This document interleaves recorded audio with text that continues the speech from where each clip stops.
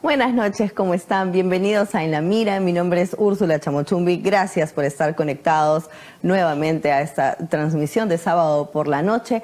Ya saben, como siempre, a través de las redes de PBO, en Facebook, en YouTube, la página web, todo a través de streaming. También estamos en el cable, en Cable Más, en Econocable, en Cable Futuro, en Win TV y en Cable Go. Nuevamente, muchas gracias por estar conectados con nosotros. Hoy día vamos a conversar sobre un tema muy serio, muy importante también, porque vamos a hablar sobre los problemas, los desafíos que enfrenta la juventud actual, los jóvenes de nuestro país. Para esto hemos invitado a Milton Vela Gutiérrez. Él es catedrático de marketing. ¿Cómo estás, Milton? Buenas noches. Muy bien, ante todo, muchísimas gracias por la invitación y a tu disposición. Gracias, Milton. Tú eres catedrático, trabajas muchísimo con jóvenes. ¿Cuáles son, si pudiéramos resumir, un par de los problemas que tú encuentras, que tú ves diariamente en la juventud actual, los más difíciles, los más grandes? Bueno, ante todo creo que debemos establecer un concepto que es importante definirlo. La juventud no es futuro, la juventud es presente. Por lo tanto, si nosotros tenemos un problema actual, va a ser absolutamente aumentado, multiplicado, cuando los jóvenes tratan de insertarse a la sociedad para actuar como ciudadanos, ¿no?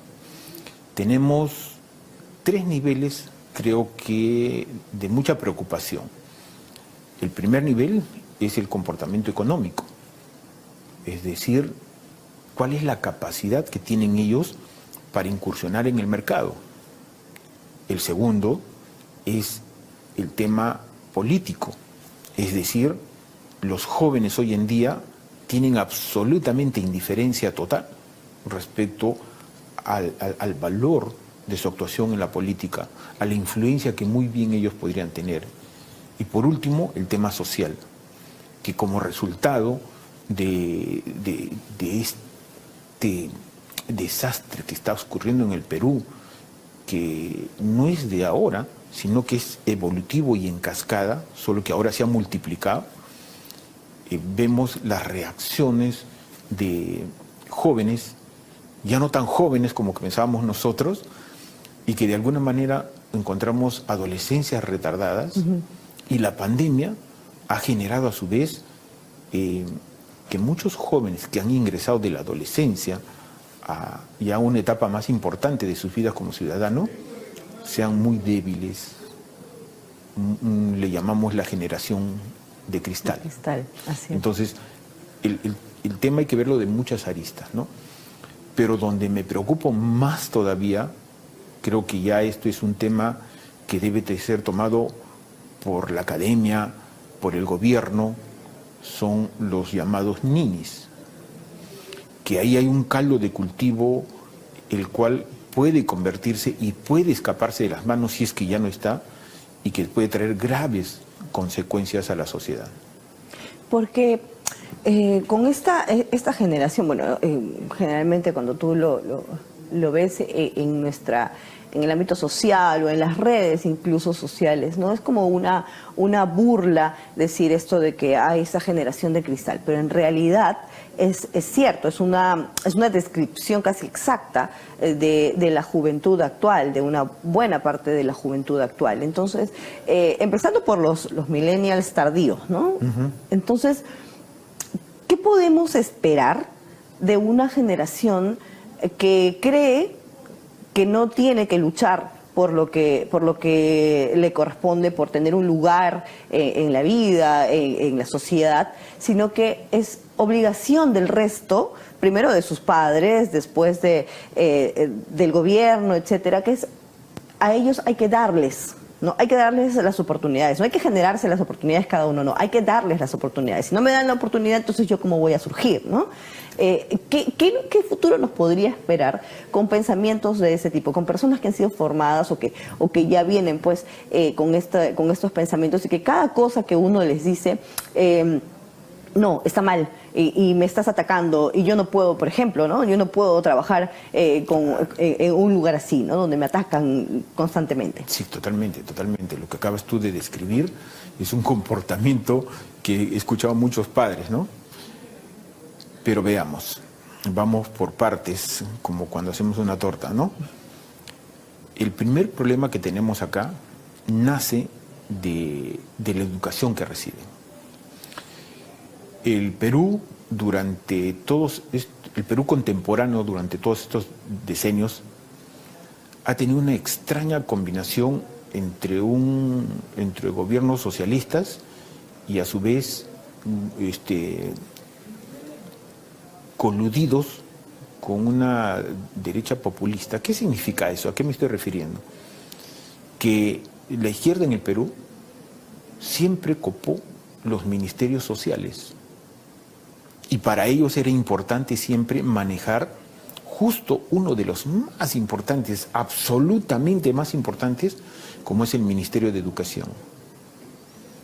Y el Ministerio de Educación, además de que fue manejado por funcionarios con una tendencia a la izquierda, a su vez tuvo el amparo de un sindicato que a su vez era marcadamente asociado a comunistas en sí mismo, ¿no? Entonces, ¿qué conllevó con eso? Conllevó una currícula donde prácticamente el esfuerzo propio no era bendecido, sino buscar al papá Estado, es decir, que el papá Estado brinde todo a los jóvenes, a las madres jóvenes, a las mujeres gestantes jóvenes, porque ahí encontramos un problema, ¿no? Si el Estado me puede dar todo, ¿para qué me esfuerzo más? Si el Estado le da a mis padres todo, ¿para qué me esfuerzo más? ¿Cuál es el último capítulo de esto? Que tenemos un problema en el cual estirar la mano es más fácil que estudiar, estirar la mano es más fácil que enfrentarse a un mercado. ¿Y qué conlleva todo esto? Que como reflexión terminamos, es que es un pecado venial de magnitudes que puede existir pobreza en un país con los recursos que tenemos, con la tecnología que existe y con el conocimiento que está. Pero ahí vemos, por ejemplo, ¿no? Claro, ya el país está en un punto en el que lamentablemente tiene pues que intervenir el Estado en ciertas cuestiones porque la pobreza es absoluta, porque son personas que de una u otra manera no tienen manera de surgir, ¿no? Pero ahí está el Estado, no como se entiende o como erróneamente se trata de entender que me tiene que dar pues permanentemente subsidios, me tiene que dar la educación gratis, me tiene que dar la salud gratis y me tiene que dar la comida y me tiene que dar todos los meses pues una pensión, ¿no? No, o sea, yo creo que la idea está mal concebida. La idea es, yo sé que existe un problema, yo sé que por generaciones ciertos sectores han sido olvidados, gobierno tras gobierno tras gobierno, ok. Levantemos un plan para impulsar todo eso, ¿no? Para educar a la gente, para darles incluso trabajo en algún momento, pero el plan debería ser impulsar en un primer momento y luego dejar caminar. Claro. O sea, no darte el pescado, enseñarte a pescar, ¿no? Correcto, correcto, totalmente. Pero ¿cómo logramos que eso realmente...? Porque, claro, a gobiernos como este, por ejemplo, ¿no? o como el anterior, no le conviene pues que enseñarle a la gente a trabajar. Así es. Porque eso no genera réditos para el gobierno ni para el gobernante. Es que esa gente es su mercadería, pues. Justamente los quieren pobres porque saben que pueden manipularlos y saben perfectamente que ese voto, porque el voto en el Perú es obligatorio, entonces ese voto es fácil de conseguirlo con promesas, ¿no? Con dádivas, y de tal manera de que en vez de que nosotros podamos acabar la pobreza, a ellos no les conviene acabar la pobreza. Así es. ¿Por qué? Porque es clientelaje. Así y es. así ha sido concebido y de esa manera. Ahora, lo que mencionas y el tema mismo nos obliga a reflexionar. Un tema actualísimo, ¿no? Los famosos conciertos, ¿no? Uno tras otro, uno tras otro. Uno tras otro. Varias fechas. Y son varios, bueno, a estos cantantes no los había escuchado realmente, pero recién me estoy estrenando a Bad Bunny, a Daddy Yankee, bueno, a Juan Luis Guerra sí lo conocimos nosotros, pero ¿qué es lo que me impresiona? Llenar estadios de miles de personas, que ha dado consecuencia inclusive a estas enormes mafias de la reventa, Así es. y donde una chica que ha cometido actos ilegales, dice, estos tipos son tan tontos que se dejan engañar por sí mismos. Entonces, igual Desesperación por conseguir una entrada carísima. Carísima, o sea, ¿cuánto han pagado? 1.000 soles, 2.000 soles, o sea, estás hablando de millones. ¿Cómo esta gente pobre que se queja consigue un capital de 2.000 soles? Mira lo que estoy hablando, un capital de 2.000 soles. O sea, yo no digo dinero, es un capital. Porque ese capital de 2.000 soles muy bien pudo haber servido para iniciar como capital semilla algún negocio. Ha podido servir como capital semilla para invertir en educación. Pero las condiciones de nuestro país, y ahí viene la estructura política, porque mucha gente, muchos jóvenes dicen, la política no me importa. ¿Por qué? Porque no me toca. Creen que la política solamente debe encargarse a los políticos.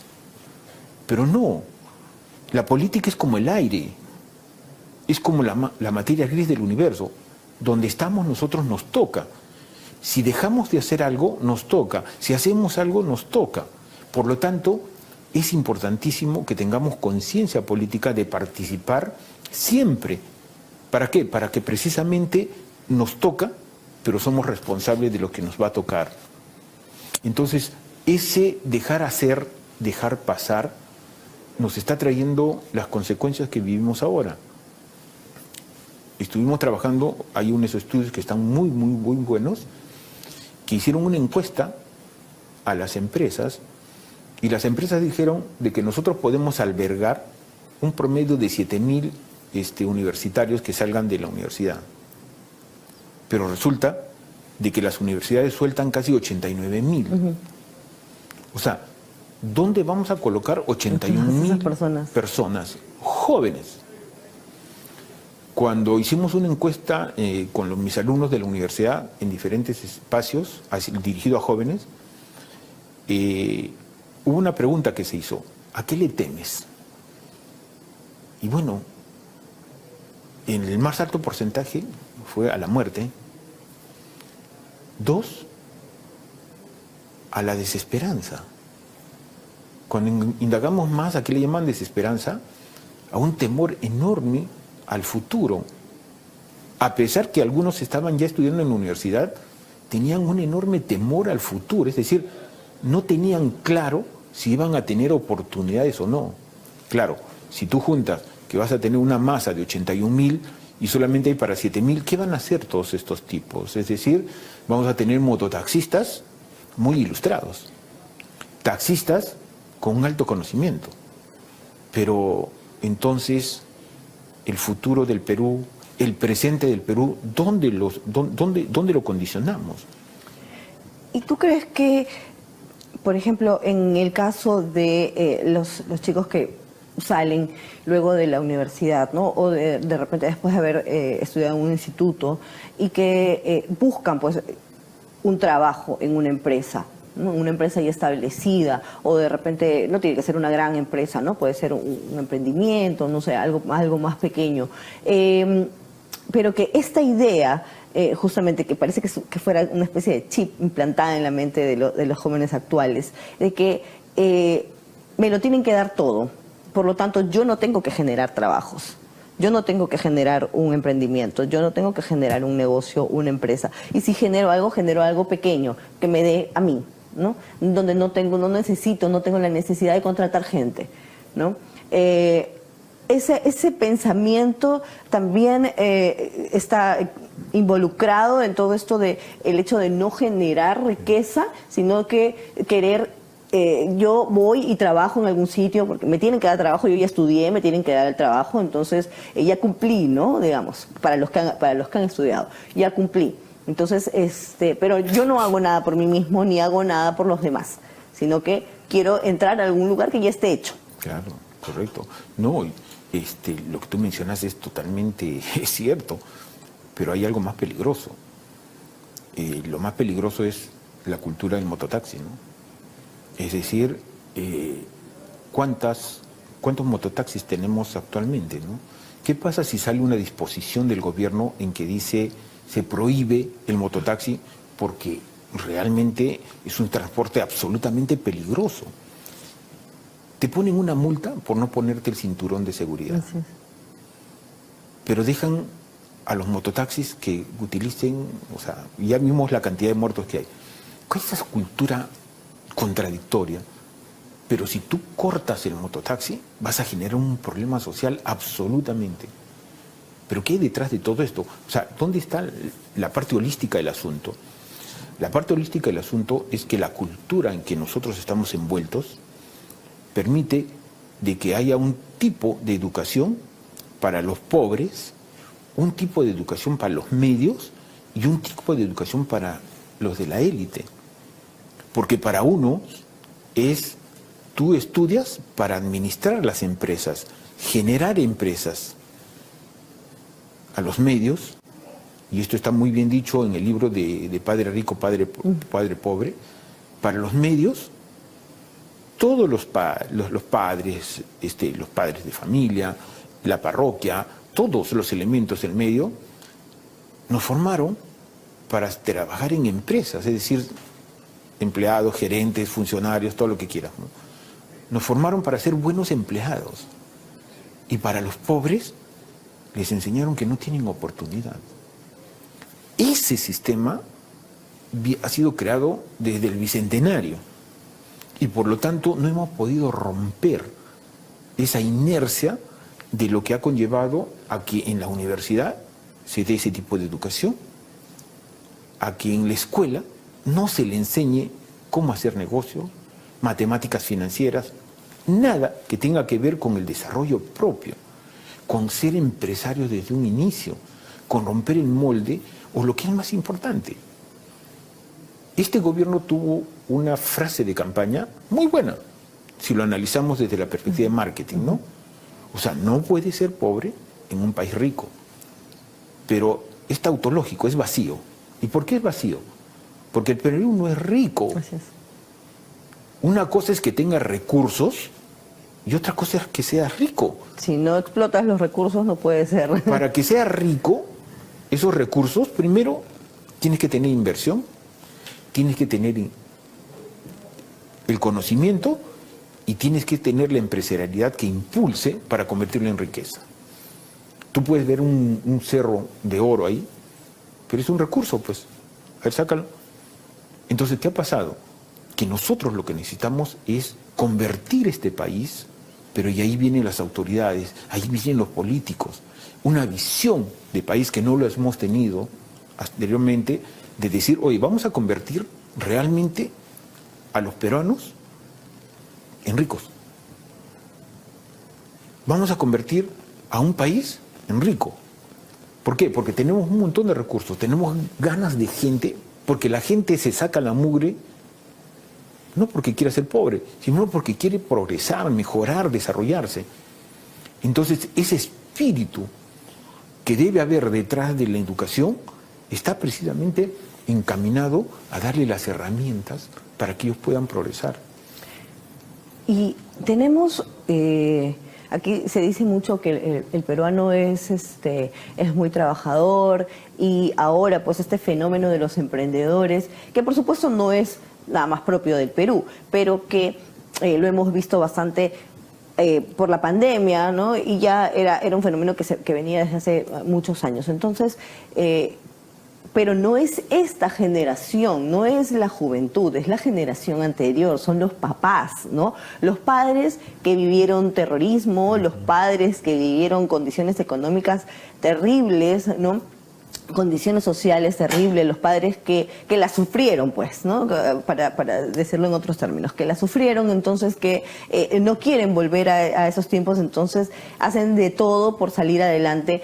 Tenemos ejemplos clarísimos, claro, algunos han quedado pues en empresas pequeñas, otros solamente en emprendimientos, otros, por ejemplo, como los Añaños, ¿no? Que empezaron en un lugar que uno diría, pero si es una provincia tan pobre, ¿no? En Ayacucho, una familia pobre en Ayacucho en realidad no son tan pobres, pero es que ¿cuál es el impulso, ¿no? El impulso es la generación anterior, pero ¿qué va a pasar cuando le toque a esta generación empujar a la siguiente generación? Si no estamos, en lugar de generar pues las inversiones, las estamos ahuyentando, por ejemplo, al bloquear una carretera, ¿no? O con los paros, etcétera. Porque una cosa es lo que sucede con los paros cuando protestamos contra el gobierno, y otra cosa pues por el simple hecho de que queremos que, por ejemplo, una minera nos dé pues nos mantenga de por vida. Mira, es que con lo que acabas de mencionar tú, has hecho un recuento exacto de cómo la política, ¿no?, activa la desesperación hacia un futuro promisorio. Todo lo que has dicho tú es que no ha habido una visión de país de largo plazo justamente para constituir una nación que progrese y que arrastre a toda su gente. Y esto viene una reflexión. Lo que tú has dicho, y muchos padres deben entenderlo, muchos jóvenes deben entenderlo, que cuando uno es indiferente en la política, viene precisamente esa carencia de políticas públicas que tú acabas de decir. ¿Por qué? Porque al dejar de lado, al ser indiferente, al creer que esto es así y que nadie lo va a cambiar, dejamos que algunos advenedizos a la política, oportunistas, ingresen a este campo y siga la cosa como es, sin tomar en consideración el efecto que va a tener en las generaciones futuras. Había una escritora cubana que vivía en Miami, no me acuerdo su nombre en estos momentos, que hablaba mucho sobre el tema del daño antropológico. Me interesó el tema. Cada vez que ocurre algo político de magnitud, las generaciones posteriores lo sufren. A eso le llamaba el daño antropológico. Nosotros no nos recuperamos todavía de la magnitud del daño que generó Sendero Luminoso. El terrorismo asfixió a los más niños.